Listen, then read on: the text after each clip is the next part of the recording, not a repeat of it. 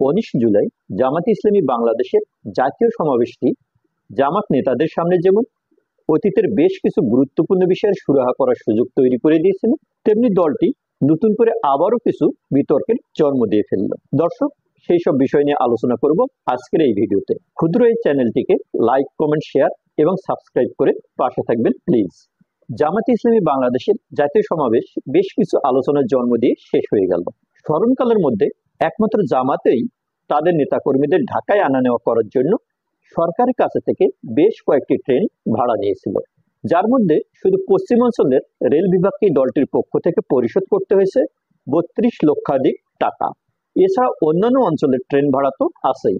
তার উপর আবার দলটি বিভিন্ন জেলা থেকে হাজার হাজার বাস ভাড়া করেছিল কর্মী সমর্থকদের আনা নেওয়া করার জন্য।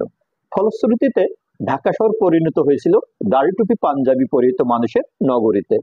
তবে প্রত্যন্ত অঞ্চল থেকে এত বিপুল পরিমাণ লোক সমাগম হলেও কোথাও কোনো হইহুল্লোড় কিংবা বিশৃঙ্খলার চিহ্ন মাত্র চোখে পড়েনি। জামাত যে একটি সুশৃঙ্খল রাজনৈতিক দল সেটা তারা আবারও প্রমাণ করে দেখিয়ে দিল। বিএনপি এবং এবি পার্টি ছাড়া বর্তমানে দেশের সক্রিয় প্রায় সবকটি রাজনৈতিক দলকে এই সমাবেশে আমন্ত্রণ জানিয়েছিল জামাতে ইসলামী বাংলাদেশ। এমনকি সংখ্যালঘু সম্প্রদায়ের প্রতিনিধিরাও এই সমাবেশে অংশ নিয়েছেন।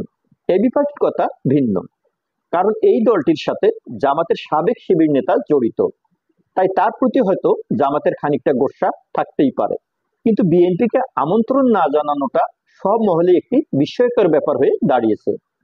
অনেকেই ভাবছেন সাম্প্রতিক সময়ে বিএনপির সঙ্গে জামাতের যে দূরত্ব তৈরি হয়েছিল সেটা নিরসনের জন্য খুব ভালো একটা সুযোগ এসেছিল জামাতের হাতে, কিন্তু দলটি সেই সুযোগকে কাজে লাগালো না। 5 আগস্টের পর যে ঐকমত্যের গণতান্ত্রিক বাংলাদেশ গঠনের কথা বলা হচ্ছে, সেখানে জামাতের এই আচরণটা বিশেষ ভালো ঠেকলো না। যখন কিনা বাংলাদেশ জামাতে ইসলামীর আমির ডাক্তার শফিকুর রহমানই বারবার ঐকমত্যের কথা বলে থাকেন, তাই বিএনপিকে এই সমাবেশে আমন্ত্রণ না জানানোটা জামাত আমির ডাক্তার শফিকুর রহমানের মুখে যে উদারতার কথা শোনা যায় সেটার সঙ্গে সাংঘর্ষিক হিসেবেই রয়ে গেল।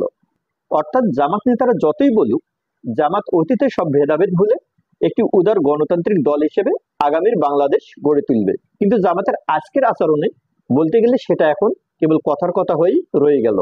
আওয়ামী লীগহীন ভোটের মাঠে জামাতের নেতৃবৃন্দ নিজেকে হয়তো বিএনপির প্রতিদ্বন্দ্বী না ভেবে বিএনপিকে তাদের প্রতিদ্বন্দ্বী বানিয়ে নিয়েছেন, তাই হয়তো ইচ্ছা করে বিএনপির সঙ্গে দূরত্ব তৈরি করেছে জামাতে ইসলামী। কিন্তু জামাতের ভাবনা যদি সেটাই হয়ে থাকে, তাহলে সবার আগে বিএনপিকে তাদের সমাবেশে আমন্ত্রণ জানানো দরকার ছিল, যাতে করে নির্বাচন কিংবা নির্বাচনের ফলাফলের সময়ে অনাকাঙ্ক্ষিত দূরত্ব তৈরির সুযোগ না আসে।